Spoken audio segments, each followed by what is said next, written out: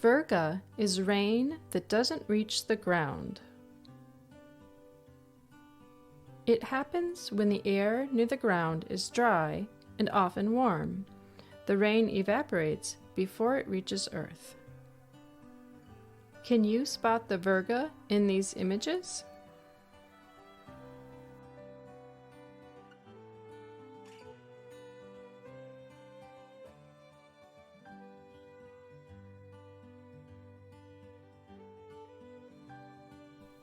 Some of the places you're more likely to see Virga are in deserts or at high altitudes.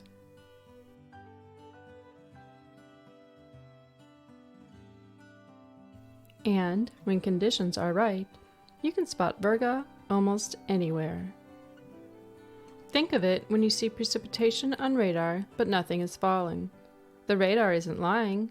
The snow or rain just isn't reaching the ground. If you get a great photo of Virga, please submit it to EarthSky Community Photos. Thanks to our global community of photographers, Deborah, Byrd, and I produced this video. If you enjoyed this video, please like, share, and subscribe.